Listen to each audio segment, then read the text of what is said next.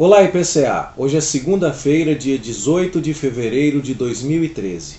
Estamos juntos há 302 dias lendo a Bíblia e hoje vamos começar a leitura do Antigo Testamento lendo Gênesis 1. É importante dizer que este livro de Gênesis pertence a uma coleção maior chamada Pentateuco, que compreende os 5 primeiros livros da Bíblia e que são os livros que nos foram deixados através de Moisés. O seu redator, o seu escritor foi Moisés. Muitos ataques foram desferidos contra a autoria mosaica do Pentateuco, principalmente no século XIX e no século XX. Muita gente acha que isso aqui não passa de uma lenda inventada e de uma composição que acabou agrupando diversos escritos diferentes de uma forma muito criativa. Isso precisa ser combatido e precisa ser defendido. Nós não negamos que alguns trechos do Pentateuco foram escritos por outras pessoas. Isso parece óbvio. Se você ler as partes finais do livro de Deuteronômio, você vai ver que lá se fala sobre a morte de Moisés. É claro que Moisés não escreveu como ia morrer e depois saiu para morrer do jeito como tinha escrito. Se você ler Gênesis capítulo 36, a partir do verso 31, você vai ver que se fala ali, esta é a lista dos reis que existiam antes de haver rei em Israel. Então você percebe que estas palavras não podem ter sido escritas na época de Moisés. Era preciso saber que esses reis que reinaram na terra de Edom, antes que houvesse reis sobre os filhos de Israel, foram reis cujos nomes foram colocados aqui muito posteriormente, depois da época em que já havia rei em Israel, lá pelos dias de Saul, pelos dias de Davi. Isso então tem que ficar claro. No entanto, nós afirmamos e consideramos muito claramente que o grosso, que o esqueleto básico, que a substância maior desses 5 livros vieram até nós pela instrumentalidade de Moisés. Isso fica claro, por exemplo, porque Jesus disse muito claramente, João 7,22, Moisés vos deu a circuncisão. E o único livro da Bíblia que mostra a instituição da circuncisão é Gênesis. Então Jesus disse que quem nos deu o relato do livro de Gênesis foi Moisés. Também é preciso dizer que alguns dos costumes narrados no livro de Gênesis são tão antigos que seria muito improvável imaginar alguém posterior escrevendo sobre eles. Nós lemos lá, por exemplo, a concessão do direito de primogenitura, onde o filho mais velho recebia mais herança do que os demais. Mas também a venda dessa herança, quando Jacó compra do seu irmão por um prato de lentilhas, do seu irmão Esaú, o direito de primogenitura. Nós vemos um escravo sendo adotado pelo seu senhor. Abraão não tinha filhos e precisou adotar o Damasceno Eliezer como seu herdeiro, e quase o adotou. Nós vemos a doação de uma escrava como parte de um dote e a apresentação dessa escrava ao marido por sua mulher infértil, o que acontece com Abraão. Nós vemos que tudo isso é feito e esses costumes são comprovadamente antiquíssimos, muito mais antigos do que sugerem aqueles que propõem para o livro de Gênesis uma data de composição bem mais tardia. Além disso, ficaria muito despropositado se alguém, querendo escrever um livro para falar sobre o passado, narrasse nesse livro costumes que já eram proibidos em sua época. Por exemplo, Abraão se casou com sua meia-irmã. Jacó se casou com 2 irmãs simultaneamente. E isso é claramente proibido. Basta você ler Levítico 18, versos 9 e 18, que você vai ver que essas coisas não podiam acontecer. Então seria muito estranho se numa época em que a lei de Israel já tivesse sido dada, alguém inventasse uma história para trás, onde os personagens que seriam formados como os heróis de Israel contrariassem leis que já eram estabelecidas naquela época. A explicação mais natural é que o livro de Gênesis é de fato muito antigo, que Moisés não se preocupou em explicar ou em defender esses costumes e essas práticas de Abraão, de Jacó, porque naquela época a lei que veio a proibir isso ainda não existia. Isso nos parece bastante claro. Então, meus irmãos, é preciso nos perguntar, por que Moisés foi buscar esses relatos tão antigos? Por que ele precisou traduzir para o povo de Israel a sua história, colocando aqui esses costumes e todos esses fatos para que os israelitas conhecessem isso? Se você se lembra, Deus apareceu a Moisés na forma de sarça e falou com ele que ele deveria tirar o povo de Israel do Egito, onde estava escravizado há 400 anos. E Moisés, no momento inicial, reluta. Mas Deus quer que ele vá lá e faça isso, porque ele havia forjado uma aliança com os ancestrais do povo de Israel, Abraão, Isaque e Jacó, e agora iria cumprir a sua palavra. Quando Moisés vai ao Egito para resgatar aquele povo, ele precisa lembrar aquele povo da sua origem, de que aquele povo é herdeiro de promessas que Deus fez aos seus ancestrais. E, portanto, esse é o momento em que nós temos aqui a necessidade do surgimento de um livro como este, o livro de Gênesis. Além de mostrar a Israel que aquele povo que Moisés libertaria era um povo alvo de uma promessa de Deus, era preciso contrapor para os israelitas uma nova visão de mundo, em oposição àquela que eles haviam absorvido no Egito. Havia diversas mitologias sobre a origem do mundo no Egito, mas era preciso limpar as lentes pelas quais os hebreus haveriam de julgar a sua existência, o seu valor e o próprio mundo, trazendo a eles a definição correta de como foi que o mundo surgiu. Foi exatamente o Deus que criou o mundo, que fez todas as coisas para a sua própria glória. Foi esse Deus quem entrou em aliança com os ancestrais dos israelitas, e esse Deus quem agora iria cumprir a sua promessa e resgatá-los da escravidão. Por isso mesmo, alguns detalhes chegam a ser maravilhosamente interessantes. Por exemplo, no Egito, o Deus Sol era adorado e a lua também era deificada. Mas quando Moisés vai apresentar, por mando de Deus, o relato da criação, o Sol e a lua nem mesmo são nomeados. Repare no verso 16 do capítulo 1 que Deus fez os dois grandes luzeiros, o maior para governar o dia e o menor para governar a noite. Não se fala em Sol e Lua aqui, porque quer se deixar claro que há um Deus muito maior do que o Sol e a Lua, e que está no controle de todas as coisas e que tudo criou, e é Ele quem está falando com aqueles israelitas.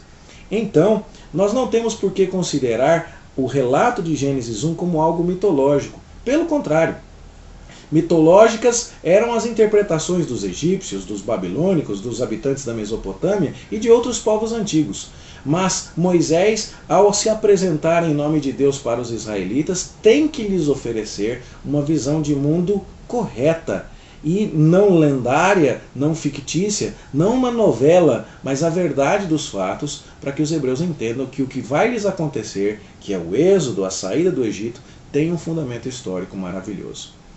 Esse capítulo 1 de Gênesis tem suscitado debates infindáveis ao longo da história, porque com o avanço da ciência, muita gente quer olhar para este capítulo e tentar distinguir quando foi que Deus criou o mundo e como foi que Deus criou o mundo.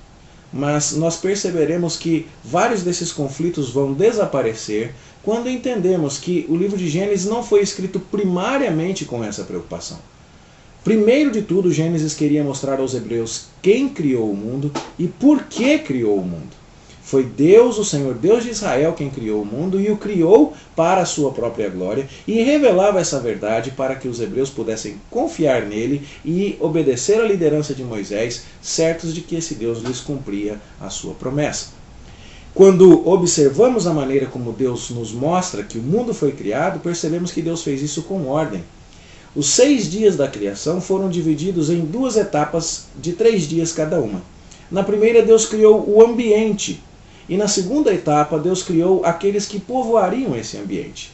Então Deus criou um ambiente de luz no primeiro dia, mas criou os luzeiros no 4º dia. Deus criou o céu e a água, separou as águas do firmamento.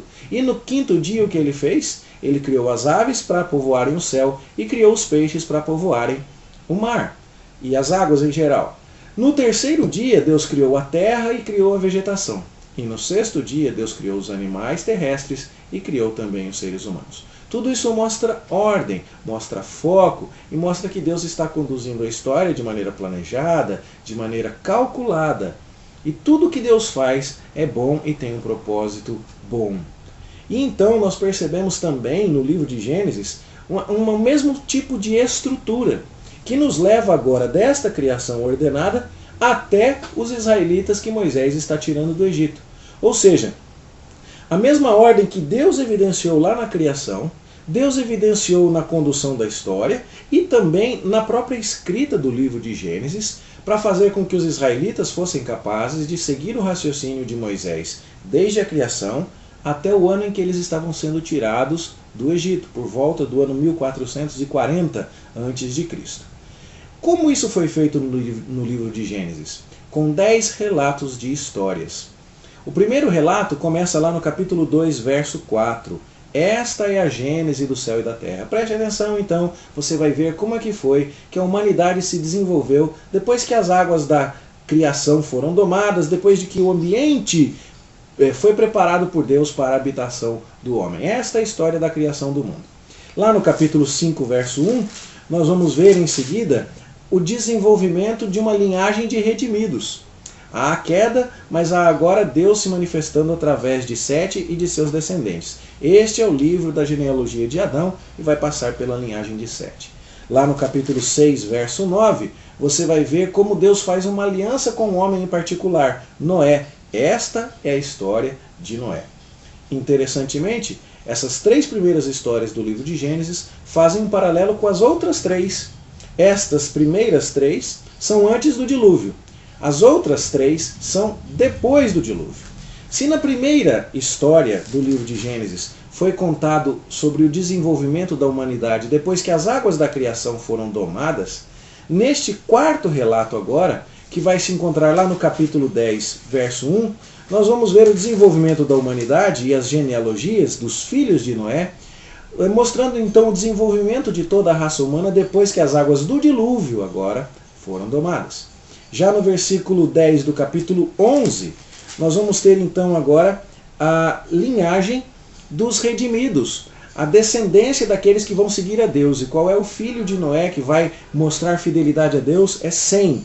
Então, capítulo 11, verso 10, nós vemos, são essas as gerações de Sem. Capítulo 11, verso 27, nós percebemos uma aliança clara de Deus com um homem em particular, que é Abraão. E a história dele se confunde com a história de Noé. Capítulo 11, verso, com a história de Terá, que é o seu pai. E no capítulo 11, verso 27, então nós vemos, são estas as gerações de Terá. E assim nós vemos então a humanidade sendo desenvolvida depois que as águas da criação são aplacadas, e ela sendo desenvolvida depois que as águas do dilúvio são aplacadas. Nós vemos a genealogia de uma linhagem de redimidos com Sete. Depois vemos uma genealogia de linhagem de redimidos com Sem. Depois vemos a aliança de Deus com Noé, através do arco-íris, e depois veremos a aliança de Deus com Abraão, através da circuncisão. Ou seja, Deus prepara o cenário para o mundo se desenvolver, Deus mantém uma linhagem fiel a ele e Deus faz uma aliança com essa linhagem, antes do dilúvio e depois do dilúvio. E isso fica claramente, então, anunciado na forma como o livro de Gênesis é estruturado. Depois disso, nós temos ainda mais 4 histórias que nos são contadas e que nos mostram não apenas que Deus preparou o cenário, preparou uma linhagem e estabeleceu uma aliança com essa linhagem, mas nos mostram também que Deus se preocupou em mostrar que Ele é quem escolhia aqueles com quem se relacionaria. E Ele fazia essa escolha de modo soberano, contrariando até mesmo as expectativas sociais daquele contexto. Ou seja, Deus fez aliança com Abraão, mas ele rejeitou seu filho mais velho, Ismael. A história de Ismael está lá no capítulo 25, verso 12, onde nós podemos ler, são estas as gerações de Ismael. Mas, apesar de rejeitar o filho mais velho, Deus faz um pacto com o filho mais novo, Isaque. E no verso 19 do capítulo 25 lemos, são estas as gerações de Isaque. A mesma coisa acontece com relação aos filhos de Isaque. Isaque tem 2 filhos, Esaú e Jacó. Esaú é o mais velho, mas Deus rejeita o mais velho e escolhe soberanamente o mais novo. De tal forma que lá no capítulo 36, versículo 1, você tem, são estes os descendentes de Esaú.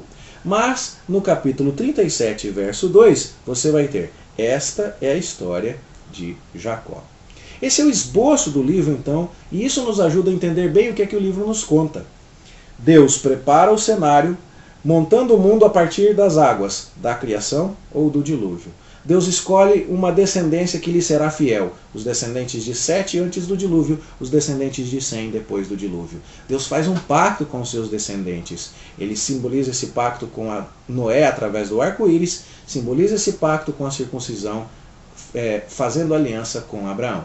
Depois dessa aliança claramente estabelecida, tanto antes quanto depois do dilúvio, Deus vai mostrando soberanamente que ele escolhe para si um povo.